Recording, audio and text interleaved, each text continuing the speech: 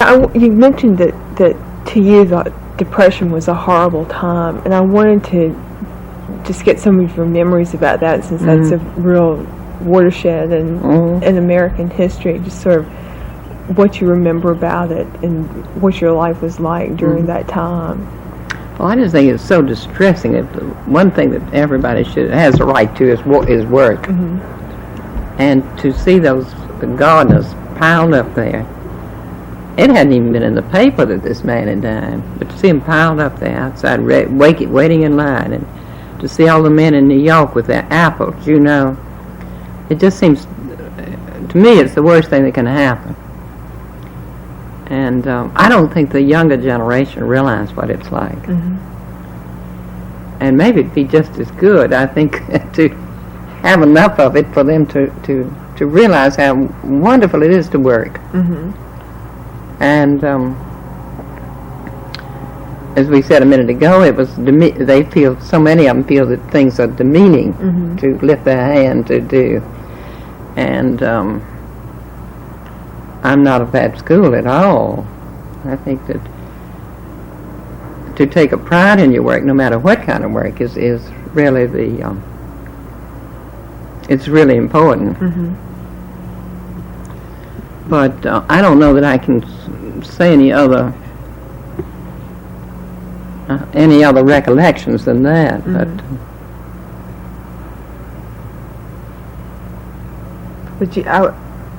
where was it?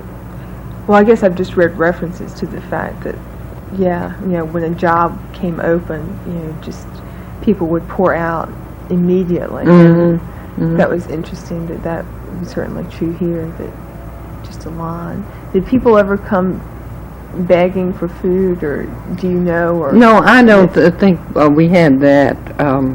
Now, for instance, my sister was living in New York, and she lived up in 88th Street, which is an old German section of the city. And there were some new. It's near Doctor's Hospital, and it's near Gracie Mansion, where the governor, the mayor lives. And there are a lot of poor people up in that section, as well as a lot of wealthy people, because it's right on the East River, and there's some nice modern buildings like the one she lived in, and right next to a sort of a slum building. So they undertook to organize and get every one of those who could afford it to be responsible for at least one family on that block. And Mary said that she didn't want to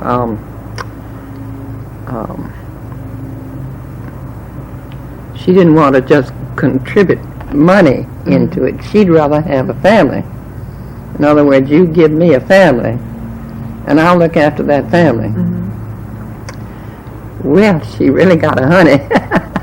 They gave her a family of a man and his 11 children. So she looked after them. I don't know what she did in New York, but then she decided to move to Greenwich, so she brought him out here with her and found a home for him, and he worked for her. And there was another member of that family every year. They went right on. I think they ended up with 13 children. But I guess she had that family for life. I think she left them working. Wonder what I know. They were left working on North Street because she had that property, and he continued to work out there for years. Is North Street in Greenwich? Yes. That's they lived on Upland Drive, had a nice house up there, and they bought this empty land, about 600 acres, which is very unusual in Greenwich, to have a piece that big. And that's where they wanted to build a home at some point. And then with the war, she went back to Winston, and Charlie was overseas, and then after the war they came back thinking they were going to live here again, and then they decided not to. They decided to move permanently to Winston. But they kept the North Street acreage, and that was where almost the United Nations almost moved there. Do you remember when they were? Do you remember reading about when they were trying to move to Greenwich? Well, they would have taken over that property. That was the temptation. There was another big estate right behind it, which has just come available recently. Well, anyway, the children kept, Mary left it to her children. They all had sentimental feelings about that North Street place. There was a little old house, a little antique house, what they called a mill house, and it had two bedrooms in the attic, and a little stairway almost like a ladder, and a parlor and a dining room on the first floor, and she had added a bath and a kitchen modern out to the rear. And they used to go out there and stay at, like, camping out. And then there was a mill, there was a lake, and a mill wheel, and some of the, they could put cots in there too, and they had picnics and stuff like that. And of course the children, it was always, that was the fun place to be, not the home, where they had to do homework. And so they finally, though, just a few years back, the three Babcock girls decided that they did not want the land anymore. Charles wanted his, so they divided it, and he kept his. And the girls, Barbara sold hers to the town, and Betsy and Katharine sold half of what they owned to the town and gave the other half to the town. And it was to be preserved by the town as an open land. And the town has, periodically, they all have ideas of how to use it. And they just recently had a battle in Greenwich. They wanted, the firemen need a place to shoot, to train a real burning building. So the fire department thought that would be very nice to take part of the Babcock place and train their firemen. Well, of course, they need some place to train. So there were a lot of people in support of that, and then Katharine got into it. I kept her posted by sending her. I wrote a letter on the subject too, because they, in the course of conversation, they said, in the news, they said that they should stop calling this the Babcock place. Who ever heard of Babcock? What had he ever done for the town? And they should find they were going to name it. I forget what they were going to name it. Well, I hit the ceiling there, because Charlie was a very prominent Greenwich and public-spirited citizen, and he did a great deal for the town. So I wrote my little say-so on that, and told them to go down and look in the basement of the police station, and they'd see one of the things that Charlie gave them a shooting gallery at the police station. So they're all good shots of the police. Brian is the best shot of all. Is that right? It's like he wins all the every contest they have. He comes out as the leading shot, and he's trained the other boys, so they have a regular team. What, it might be 99 shots out of 100, hits out of 100. Gosh. Really, really good, sharp shooters. And then Katharine, she wrote a really definite letter and said this was given for conservation and for open areas and not for firefighting. And my letter was against the name. Didn't speak on the subject matter, what to do with it. So they now are happily calling it the Babcock property. And they've gotten so much interest in it with all this publicity that they're now having more nature walks through there and everything else. But it'll come up in another 10 years, the same thing will come up again. Maybe somebody will bring up all these other things again. But I hadn't sent, my letter hadn't been published. I sent it in, and they hadn't published it for at least a week, and a garden club friend of mine who was a very prominent conservationist, and she called me up and she said, now, she's very elderly now, she's in her 90s, but she's still very on the, it's QD, is that the expression? Anyway, she's alert. And she said, now, am I right, aren't you some relation to the Babcocks? And I said, yes. And she said, I have been writing all morning to them. They should not be putting she was right on our side. So they did finally publish her letter too. And she is just tops in the state. Everybody in the state knows her. That's Miss Kitchell knows her name. So, now let's see. That's the Depression. How did your own finances weather the Depression? Were you hurt at all by stock market crash or anything like that? Well, I'm sure we were, but it was on paper. Mm-hmm. You still got the people that were hurt on the stock market crash were the people who were gambling on it and who were supporting it with their own stock, which they had to put up more. Didn't we go into that yesterday? And they were the ones that suffered. If you could sit tight, business was still making profits. You still got interest. And you didn't lose. I mean, even if your stock went from 100 down to 5, if you didn't have to sell it, you were okay. You were all right. Okay, and going back to the household routine, did you also have like governesses for your children, and what were their responsibilities as far as the children were concerned? Well, first depend on the age of the child. But I really had too many. But there again, you'd have somebody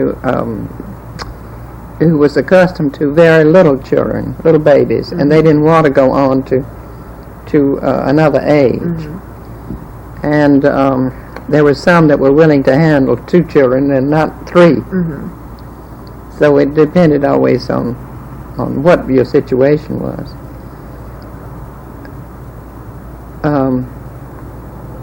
I guess we finally ended up with 2 that had worked together before in the family. It made a nice arrangement. One liked older children, and one liked them not as babies, but after they were 2 or 3 years old. And they stayed quite a while. And of course, they both left me right as soon as the war came. They just no loyalty, really. They'd been there 9 years. No, they left. Where did they go? What did they? I think one was retired, I said, and not sure what the other one did. But she'd had enough. Now, were they responsible for like dressing the children, giving them their meals, or what? Because I might be out in nurses' age, you see, a lot, and because I think that my children would complain today and say that they didn't see enough of me. But I was right there, and I don't think it's nearly as good for children as it is today. My children look after their own children, and I think the children are happier and the mothers are happier. Of course, you can say, well, so many of them have a second job.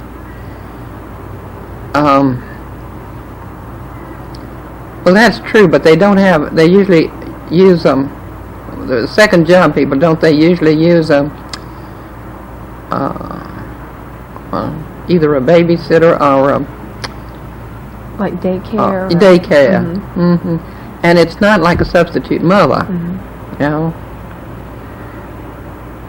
I know in my situation with Bum and Mother, I often sided with Bum against Mother, you see, because Bum was the one that was really handling me and really brought me up. Mother was overseeing it, but she didn't have the daily contact. She wasn't there if I broke my toe, and to comfort me, she was busy. And I expect my children are feeling the same way about me, you see. And they were jealous of my time for that reason. I don't know whether that explains it or not. It was pretty usual that there were really no second thoughts, but that you would have a governess. Is that That's pretty right, true? yes, because it was a custom. You just, it never occurred to you to well, actually, I think you have to be a certain temperament, too. And I'm not so sure I would have been good with the day-to-day routine and the boredom of it. And my daughter is the most wonderful mother in the world, when you're going to meet this afternoon. And she just loves every minute of it. But my gripe with her is she is very intelligent. Someday she'll read these words and she's very intelligent. And I don't think she has, let me think how to put it now. She cut it off a minute. Okay. Yes. I don't think she is living up to her potential. She's got lots of potential, but what can you argue with him? She's the best mother in the world, and she's got 3 stepsons that she's just wonderful with. Now 4 children, 7 altogether that she's looking after. Well, I was wondering, in some of the your sister's letters, she made a reference to something like, well, when the servants weren't there, or something that she felt like the children had to take care of themselves more, and that helped them towards independence. And I was wondering, how do you think that having like a governess and other people there looking out after them, how do you think that affected their development? Well, I'm sure that they were less independent than, but of course a good governess would be watching for that too, to pick up after themselves and things like that. Well, then during the war we boiled down to just one person living in the house,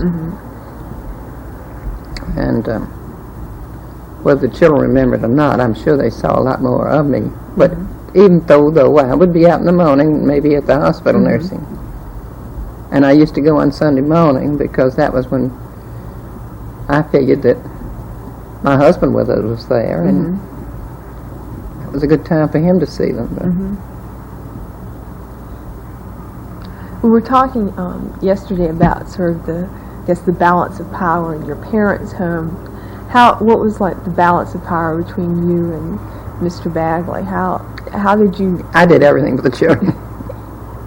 He never took I mean, he'd come for me and say that Smith's done so and so something. Do something about it.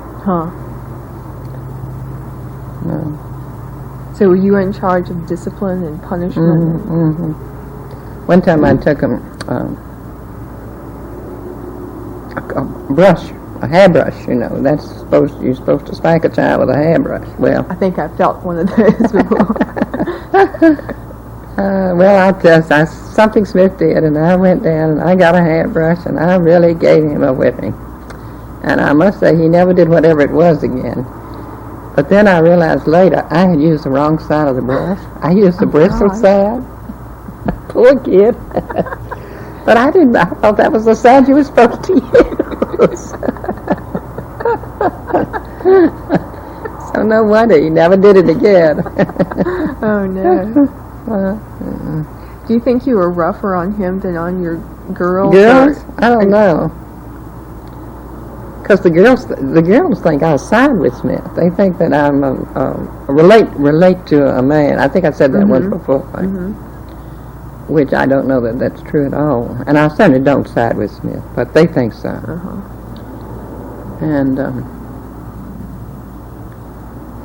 I might be that you treat him different because he is only one. But and of course, being a woman myself, I told my daughter Jane one time that I feel about her sometimes like she's my sister. So it's a different relationship. Which I think would be a good thing if mothers and daughters could become sisters as they grow up. But I don't know whether she liked it or not.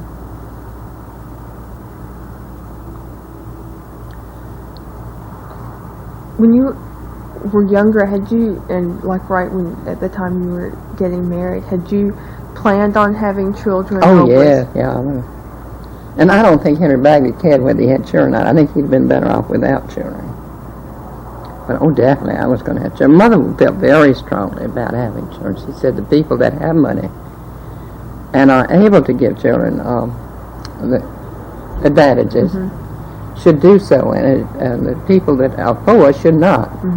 They should try and restrict themselves because they can't give the child advantages. And she would have been. Well, she had quite a few miscarriages. Is that right? Yeah. I didn't know that. I don't know either how much, but I know she had some. And of course, I'd hear this from somebody like Bum in later years. And she had, altogether she had 6 children. And here she was, she had a bad heart, she shouldn't have had them. So the doctor said. I think Ed was a cesarean. I don't think Smith or I were. I think she did it natural way there. But that was a strain on her heart to do it that way. But see, when Ed Jr. and the little Johnston girl, she was 42 and 44 years old, so it was much more of a strain on her. But she nursed us all. And in fact, Bum said, oh, that's interesting. Yeah, I forgot that. Bum said that when she came a month before I was born. I think she said she couldn't have been still nursing Mary. But there was one time that Mother was still nursing long. Only country people would have been nursing. After the baby had come. A real big little chap, little girl. And she didn't realize that you shouldn't do it. She'd gone right ahead nursing. Did you nurse your children, or? No. I tried, but I couldn't seem to. And I don't know, I think now Ann does. Ann's a good mother. I think it's a matter of temperament too, of being too keyed up or something like that. Was that I guess sort of now today it's fashionable to do that. Was it considered fashionable or helpful, or was it? I don't think they didn't urge you to. They kind of shrugged it off and said, well, you can if you want to, but there's no need for you to, you know. And then the next period was that everybody was being urged to nurse. That it was better for the mother and better for the child. I think what made me nervous about it was I never could tell how much the child got. And I think the little short length of time that I tried, it was very rich. It was like you know how you have a Jersey cow and a Guernsey cow and a Holstein, and I was a Jersey. I didn't have much quantity, but it was very rich and upsetting to the baby. Well, that makes you nervous, you see. So anyway, I would say I didn't last longer than 2 to 3 weeks trying. But now today they would have insisted my going right ahead, I think. Just like they insist on everything natural.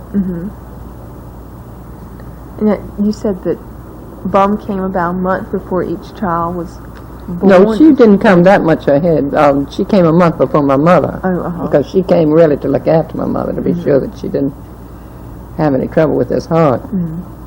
But no, she'd come about the time that the baby was due. And then she'd stay until the baby was about 6 weeks old with me. Did you ever have any problems during your pregnancies, or did they just go real smoothly? I almost lost Ann, and I stayed in bed. I started to bleed, and the doctor put me in bed and kept me. And I don't know, she had me have injections. Ms. O'Donnell would come up and give me the injections, and I was supposed to not get above a lying down posture. I could have a couple of pillows. I think she kept me in a month. Wow. And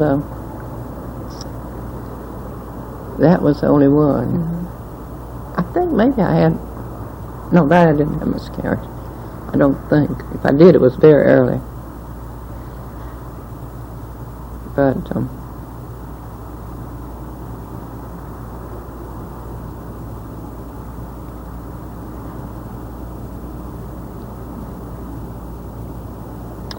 I would like to have the children earlier. And I just couldn't seem to get pregnant, so I was over backwards. My vagina was turned backwards. I think I have that problem. Well, it worked all right. He put some kind of a brace inside that you couldn't even feel, and it got you into place again. And but that's why I see Jane. Well, Jane was 2.5 years. I would have liked it maybe a year and a half.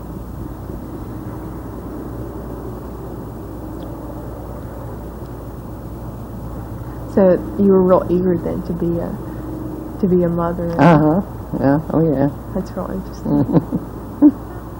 I still grapple with that question.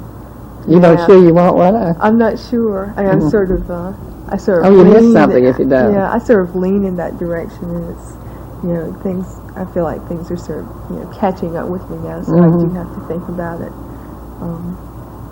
real hard. Well, I think it's wonderful today for the way the fathers help.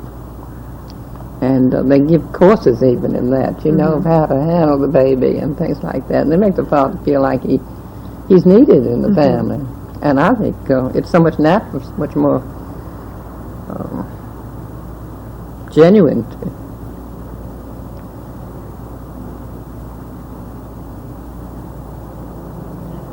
When you were having your children, were you like given, I guess, an anesthetic or something, so that you were just out when the Well, fortunately, I missed that twilight sleep period. They had been doing that, and I think that was supposed to be quite dangerous to the baby.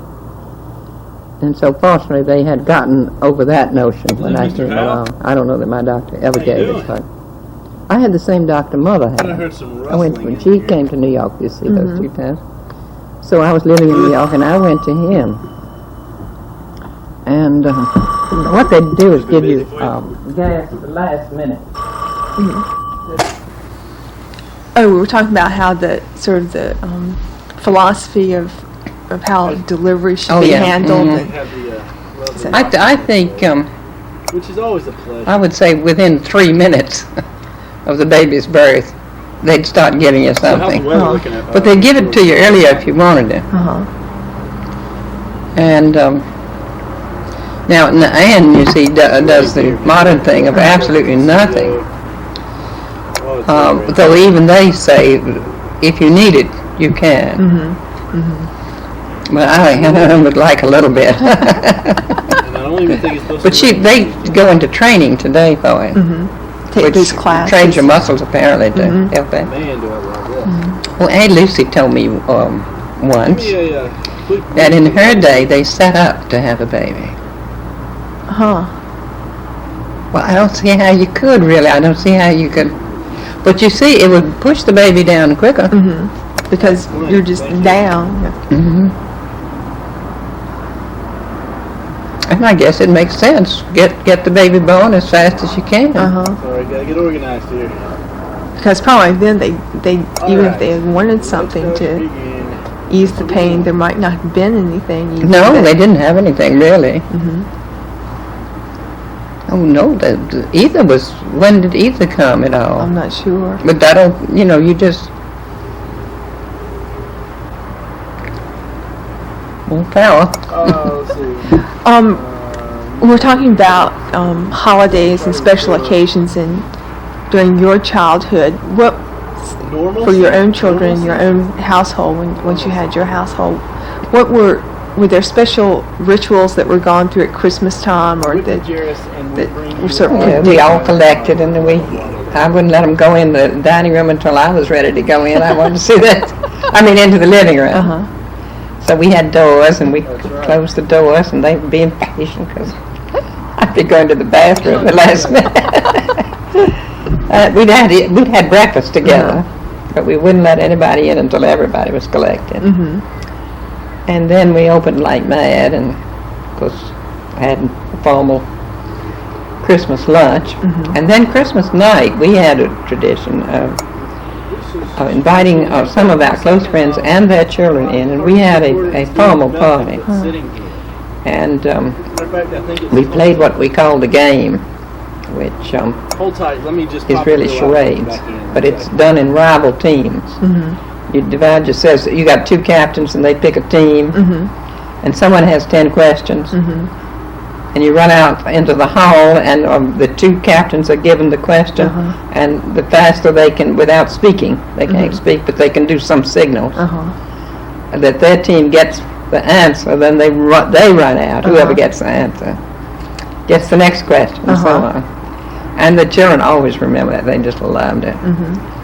And it would be from, well, of course, we had to let Anne in early, but most of them, we'd wait till they're a certain age that they could come. But I think it was pretty young age, and maybe 10, something like that. And they'd kind of range from 10 to 16. And we'd have our friends who had children those ages. It wouldn't be a large party because you couldn't handle it. And Hold up. it stopped when we got a divorce. Well, I found it kind of, I was tired Christmas night. Christmas Eve. The children that knew, as the child knew, who Santa Claus was, they had the privilege of helping with the tree. But otherwise, it was kind of a consolation. But otherwise, we had them all go to bed, and after we were sure they were asleep, and somebody up to keep an eye on them to see if they didn't wake up, and sneak downstairs, we would fix the tree and the stockings. And then as each one grew up to the age of knowing who Santa Claus was, they had the, privilege and pleasure of being a part of that. So it's not such a shock to them. Was there any special style in which you decorated the tree, or? I experimented with the tree, but a lot of the time. But I still have all the fixtures that I used to have. I gave some to Smith when he moved to Winston, and I don't know what's happened to those because I didn't think I wanted such a big tree. But I still had enough to. I had a big tree this year. It filled up this space that we were in, and it really came out to here.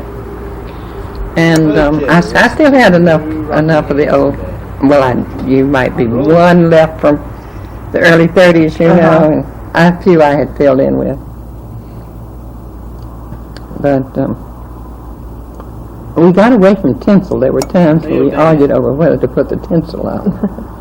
And I just I didn't like it, so I just didn't buy any more, you see, and it was always too late to shop. But we had to use up what we had, so somebody that wanted tinsel had a little bit sprinkled around for many years.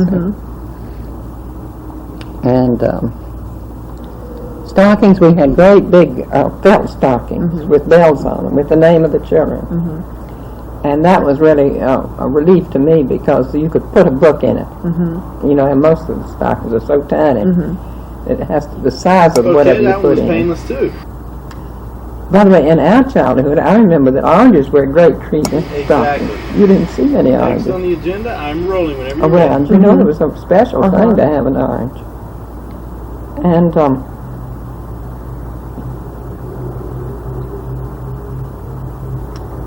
I usually put some candy in. Rolling? And then every now and then I would get kind of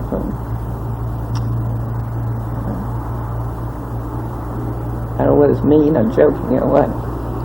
But one time I filled Henry's stocking completely with matches. Let's start from the top on this. I don't think you appreciated it. I'm rolling. Did you go on like vacations and trips as a family, or would like you and your husband usually go? Well, we had a place up in Fisher's Island, and we'd go up there in the summer. So that was the trip, Yes, sure, we'd take them.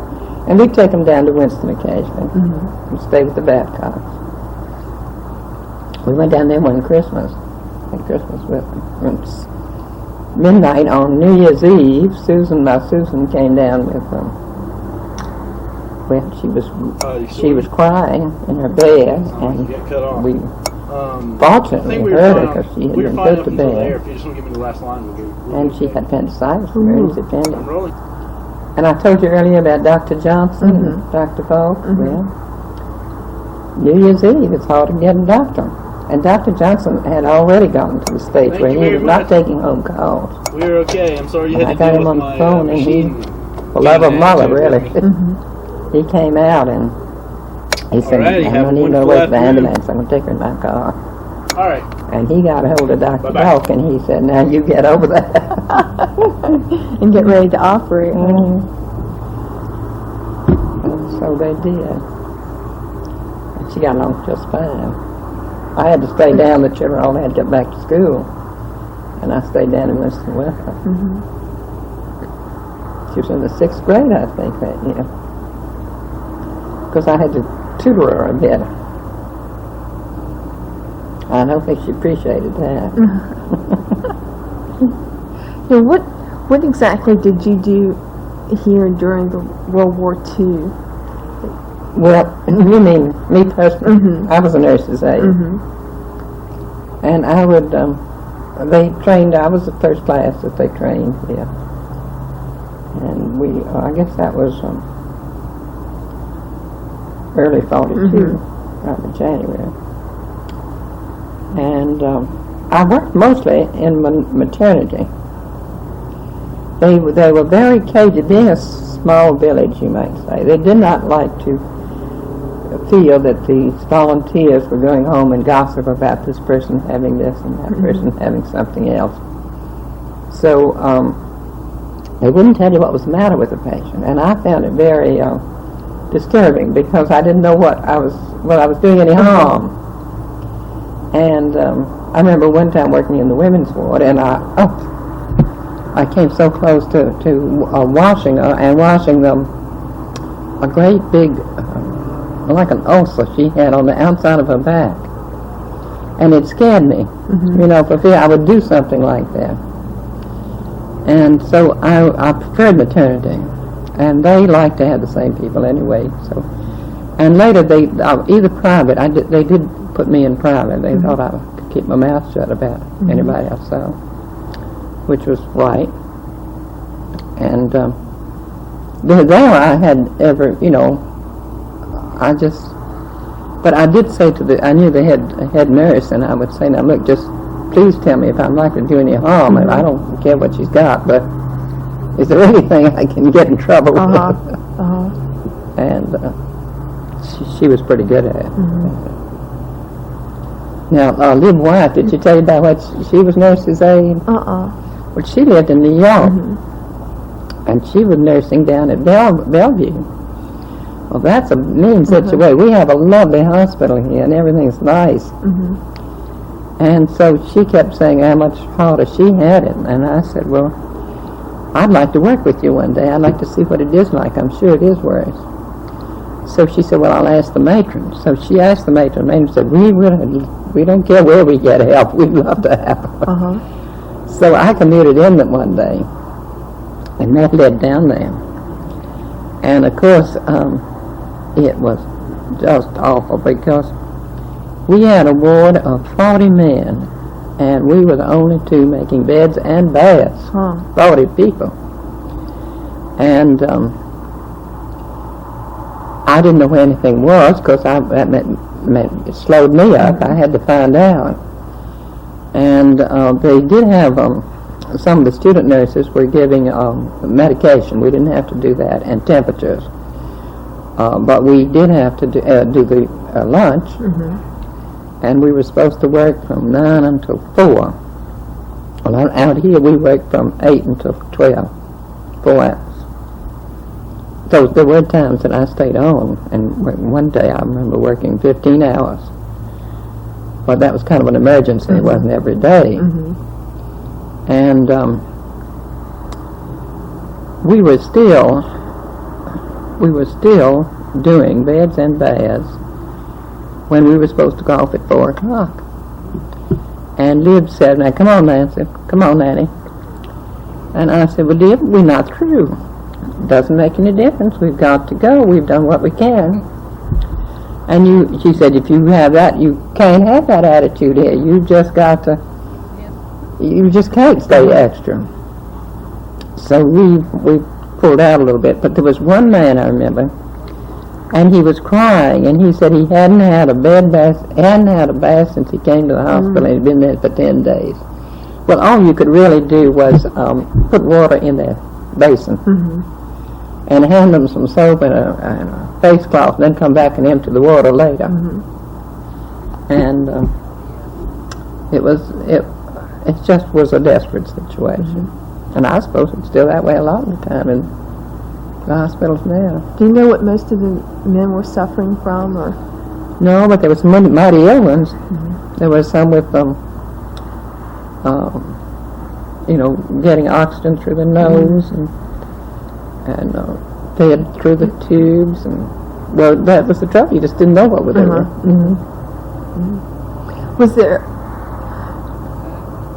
I sort of got a hint from some of the letters that I was skimming over last night that it sounded like there might have been a possibility that y'all would have moved to Reynolda during the war, or that.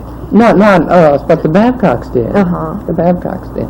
But I thought there were references like, just telling you if you should want to move there or something that you. That was you really must. Sister's notice to me. Well, she was probably offering. She was scared. She thought that we were going to be bombed up here. So that was one thing of getting out. And she felt safe in Winston. She felt safe with Winston people. She didn't feel safe up here with the people. She wasn't at home with them. And she was a member of the garden club, and everybody loved her. And she was delightful. She had lots of friends. But when anything went wrong, she wanted to go home. Do you think that she ever felt like that she was in a fishbowl there, that like she up here she could be more anonymous perhaps, and there that's me. That's not her so much. That's me. But no, I think I don't think she felt that way.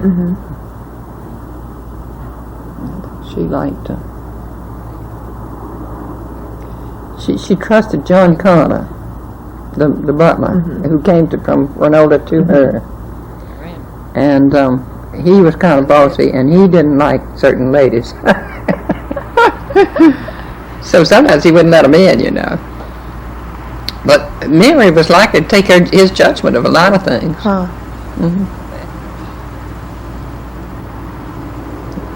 Were there ever times that say you thought about going back to Winston-Salem, but just to live, but figured that it was sort of almost impossible because you would be in a fishbowl? And Well, I wouldn't have had any chance of being myself. I would have had to be my mother's daughter, you know, living up to the family, and I didn't like that. Yes, that's what I do when I go back to Winston-Salem. What do you mean? I'm being my mother's daughter. I'm not myself so much as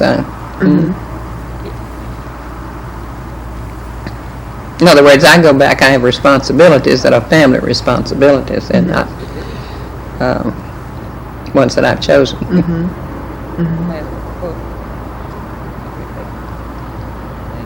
Now, see, I would never have given, I want to be anonymous up here.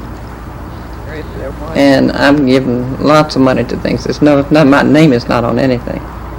Now, of course, it means people forget that I did it. But that's all right with me, too. They have the nicest plaque at the hospital. I never can quote it quite, but they are it's really a plaque to me because I wouldn't permit my name to be on the hospital, but they wouldn't have it today if I hadn't stepped in when I did with money. And they said the plaque is something like in thanks to those who were generous with everything except their name, but withholding only their name. Generous. Well, it's a better word. Now, is that the old part of the hospital that you're talking about, or the new part that you showed me that day? Well, what happened about the hospital was during the war, before the war, they had a drive. They needed a new hospital. We were all. It was too small, and it was old-fashioned in that the wards were 16 people in a ward, and if you could have 4 bedded wards, you didn't have to have a women's ward and a men's ward, because you could have a 4-bed with 3 empty beds if necessary, but right next to the other sex.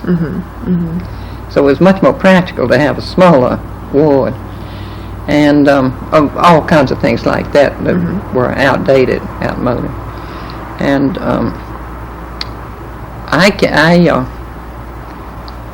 this was about 39, 1939.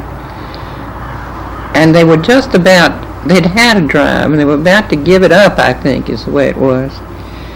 And I came in anonymously and offered $500,000. But they'd have to raise whatever it was. I think it was $1.5 million they thought they needed at that time.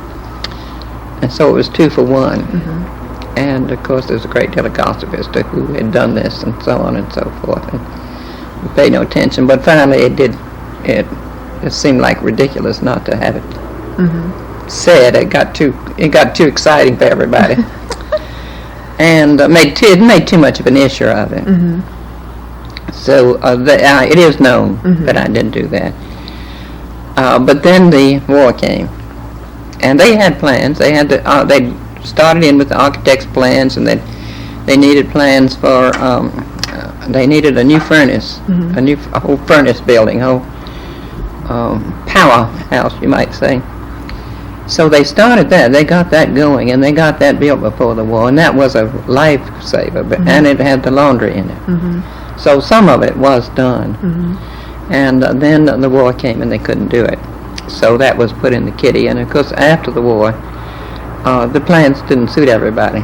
I mean, they really were outmoded. They could be definitely improved on. So and also the prices were way up. That was not nearly enough money. So back they went to getting more, and of course I contributed at that time too. But that's that story. And now, of course, they're doing it again. But I'm not the contributor that I used to be. But there are more people. There are more people in Greenwich. But we have never permitted in Greenwich any government funds in the hospital. Is that right? And now they're trying to regiment us and they're trying to combine us with the next door neighbor hospitals. And we have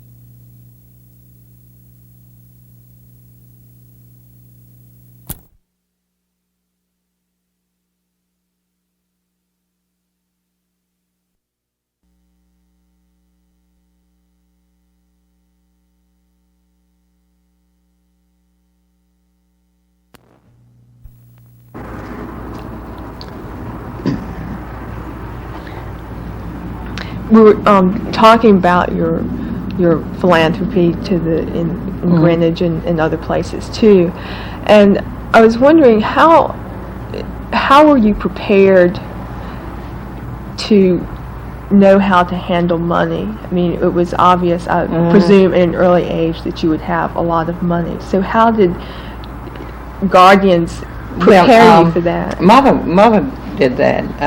She gave us an allowance, clothes allowance, and we were supposed to buy our own clothes from it. And we didn't have it very long because I was only, I don't know, maybe I had it at the most 2 years. Mm-hmm.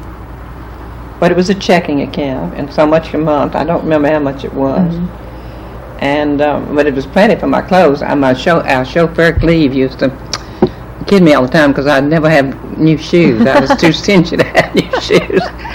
And he said he was ashamed of my feet the way I walked around. I said, well, they're comfortable. And but I was able to save out the allowance. I sent a child, the one other girl that was in the 7th grade with us, wanted to be a missionary, she told us.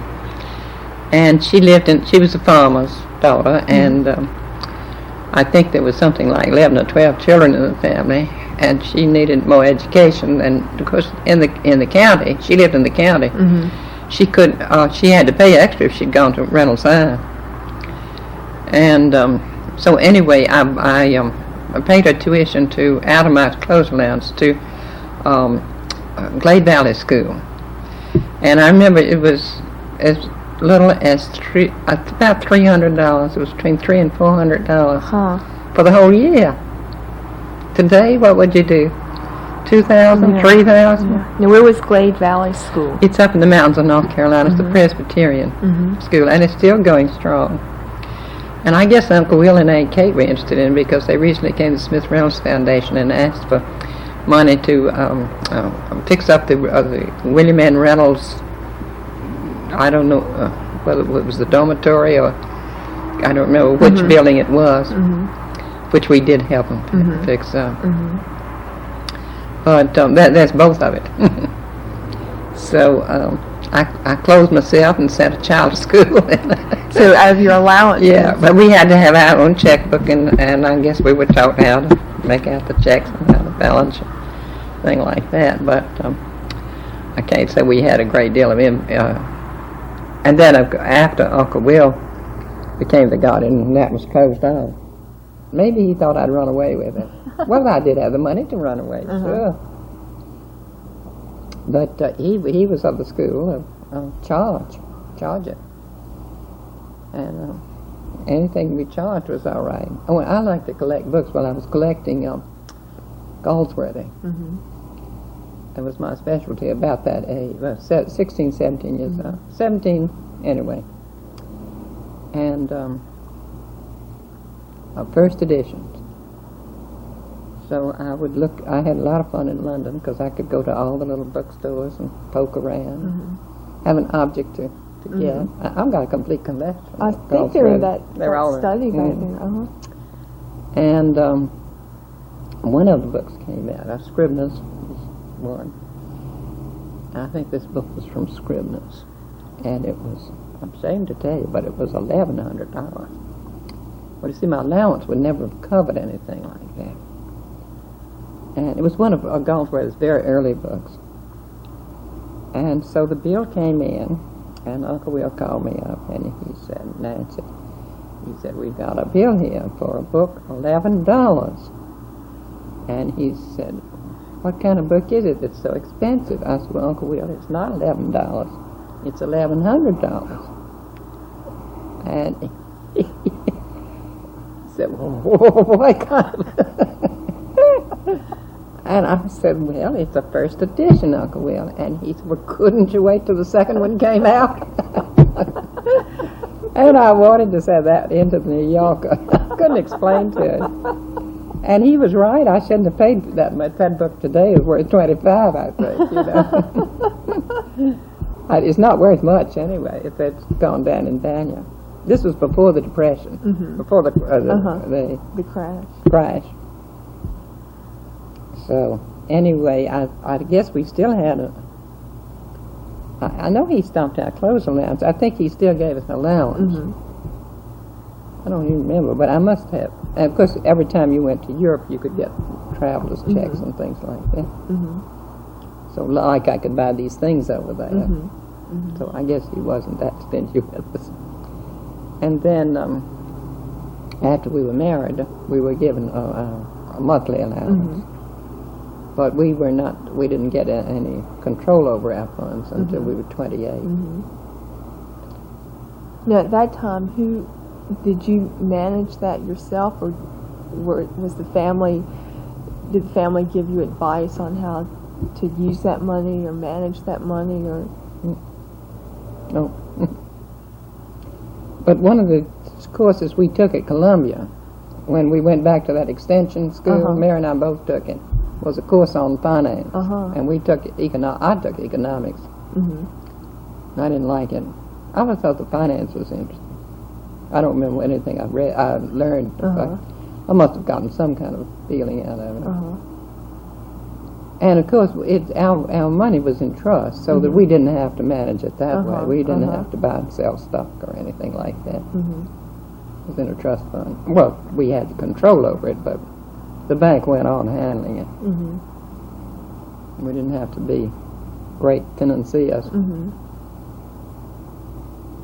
So, the sort of your practice of philanthropy, did that come from your mother and your father, or where? Both of them.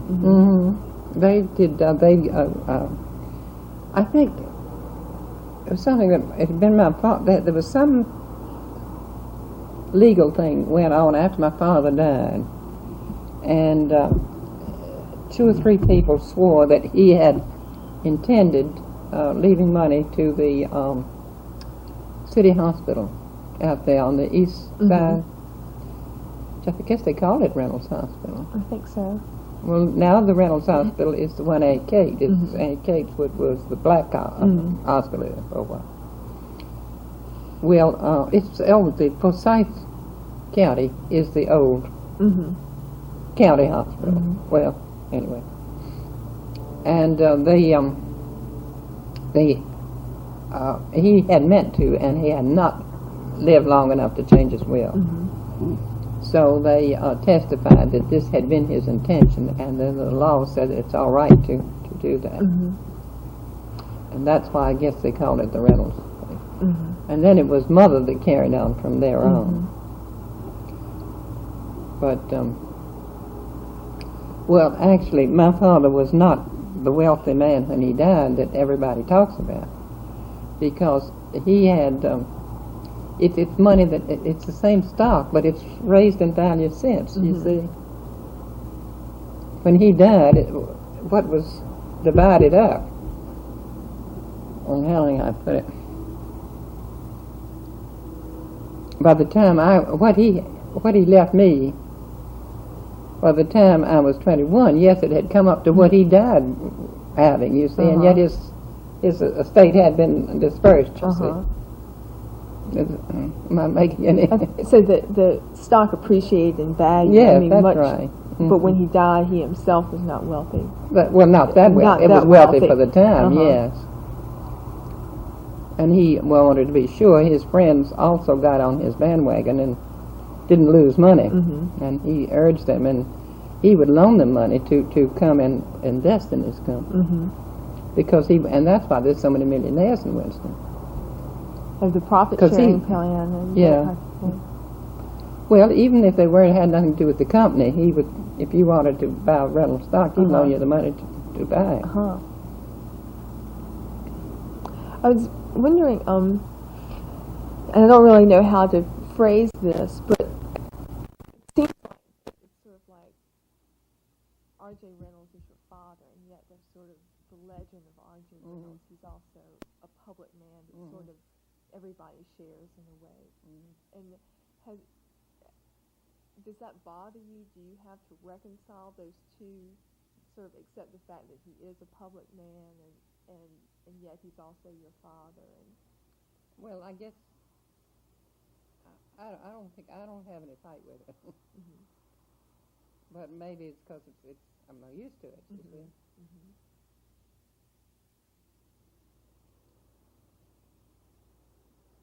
Well, because my personal thoughts of him, or my personal contacts, were the kind of things that you get in the Right. in the books, in my Kodak book, photograph Uh-huh. books.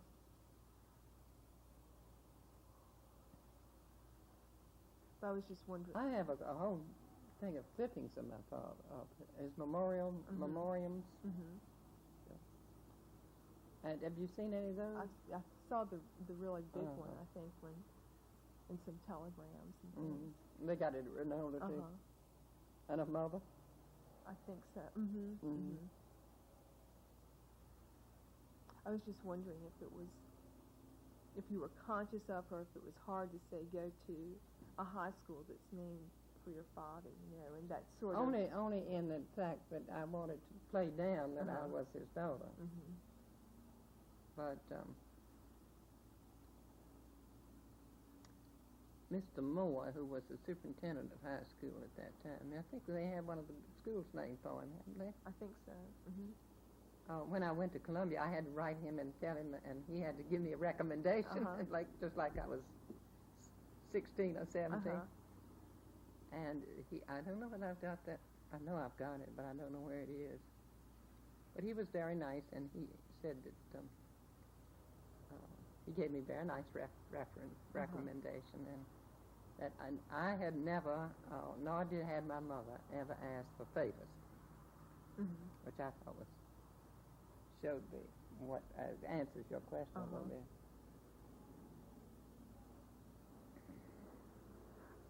I get the feeling now that, like, with the restoration of Reynolds Homestead, that has kind of brought your family together. At least I think it you did. think of your Mhm. family in a much tighter Uh-huh. kind of way. Yeah. Is that true? Well, yeah, more responsible. Like, Mhm. now I think it did our family a lot of good when I did that, Mhm. to have that reunion. Mhm. And certainly at the time, they all felt closer. They felt like a family, and yet, most people are third cousins are awful distant. Mhm. But when you keep up with each other, you're not. And there is a strong family. We like each other. Mhm. There's something in blood is thicker than water. Mhm. Of course, I didn't set out to do any of those things up there. I did it because I thought it interested me well, I was sentimental about Patrick County, yes, and the stories and the childhood and all that thing. And but it was fun to do it over and try and get it back looking like it used to, instead of this terrible mess it was when I bought it. And then, of course, the real object was the family reunion. Mhm. That was the most work, really, almost, doing the reconstruction and the decorating. And I think everybody felt pretty close. Mhm. They felt like they belonged in the family. Mhm. And the first thing they wanted to do, one of them said, "Well, let's do it again in 5 years." I said, "Not me. You can do it." You take responsibility. I think the man who's in charge, all I can remember is his first name, David, who's like the executive director up there now of the Learning Center and all. When I went up to David Britt.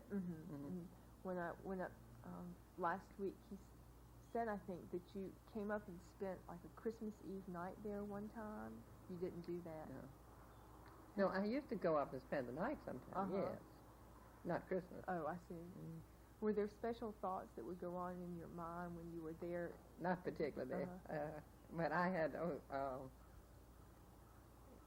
those thoughts would go with the book that we worked on, you see, during all that period, and trying to get while we were writing that book, I spent some time trying to figure out where in the world you would sleep 16 children in that house. But then I sat down with the pencil and the dates of their death and birth, and then there were never 16 children in at one time. because they had that terrible tragedy with so many dying all one year with the smallpox thing, and appendicitis and whatnot, and it would work all right. Mm-hmm. And I figured, you see, there was no, well, I don't think you want to go into that, but there was no partition between the room upstairs and the room down. You walk right up with no door, which you wouldn't see today because we've got a door up there. But in other words, Grandma and Grandpa could hear every sound that took place in the room above them because it was wide open to those little stairs. So I always figured she had the babies in there, the youngest one. And then she divided the two sexes up there, the boys in one and the girls in the other. And it turned out, yes, the most that you'd have in one room at a time might be three. You might have three. But they would be older sister and the two older sisters and maybe the baby. Or you might have three boys. And then maybe they were off at school. Or they were, so three rooms were fine. And the downstairs is pretty much like they had it. It's really beautiful. Now the upstairs isn't. We left some of the paint. We left what we could, but we were making it practical and letting Richard and Connie live up there.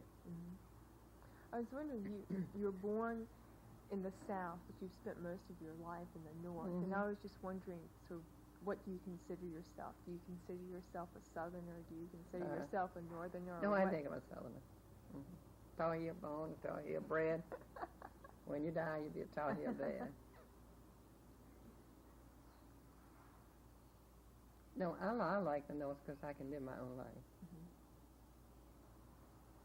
And be myself and not be my parents. And I think that's real important for any child to do that. So, not to be morbid, but do you know where you'll be buried? Well, I don't really care. But I have suggested that if I'm abroad, which I doubt that I will be now because I'm not going to travel much, then I just be left there, cremated. And I was just wondering if you were. if not, and it's convenient, then down at the one in Winston, Family Cemetery. Yeah, I was just wondering if that you would was go the back to homestead? the homestead. I don't really care one way or the other. I think it meant quite a lot to us to have Sergeant there, and that was his own idea. I wouldn't say, I don't care. If somebody stirs up and says, do it, it's okay with me. And the one in Winston is pretty full, but there's room. And Dick is buried in Switzerland. So I had that little plaque put there for him, at just saying where he's buried. And that would suit me fine. See, Grandmother Reynolds is buried there. We've got quite a assortment of family. Because I suppose we've got a Liebrook there in our lot. Daddy was, I think, he was aiming for Dick Liebrook to be his future president. Because at that time, Daddy wasn't married and didn't have children of his own. And he died, and that was very tragic. But Dick, Daddy felt very close to it's his nephew, his nephew. And I suppose the Liebrooks didn't have they had a cemetery up at the their old homestead in Stewart, Virginia, or on the mountain they had it. So I guess that's why he's buried there. And then Grandma was living in Winston, and when she died, and then who else we got there? And on her tomb is just the wording about Hardin, about her husband, but he's buried up at the homestead. And the mother and the little Johnston baby and Charlie Babcock. Winifred, I called Winifred and told her that if she wanted to, that would be fine. And Smith Accord. Now, is this out at the Salem Cemetery? Have you been down there? Maybe we. It's a nice lot. It's very pretty, and we've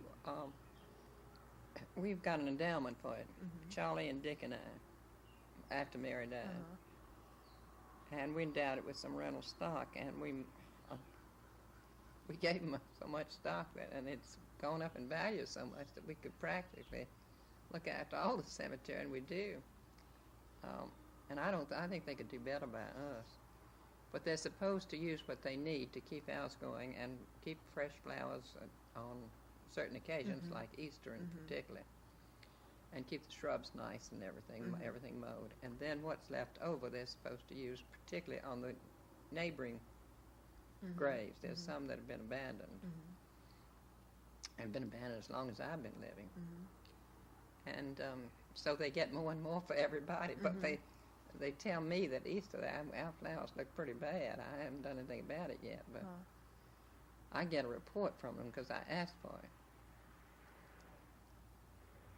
And I have a report sent to Smith because I think he can take over with keeping an eye on it. I thought so, particularly when he lived in Winston. I'm sorry he's not, but not available there. So I'm indifferent as far as my personal... Now your brother Dick was working with a tobacco company for about 5 or 6 years. Dick? Is that he didn't He was on that board a while. he was on the board. No, he would... As long as the Grays were in, they didn't want any of our family. Oh, is that right? I was wondering. It seemed sort of unusual that none of the second generation. Well, because there was a gap there. If my father had been living on... Right. And you were so young when he died. So. But Uncle Will was president for a while. Uncle Will kept his interest there. He kept his influence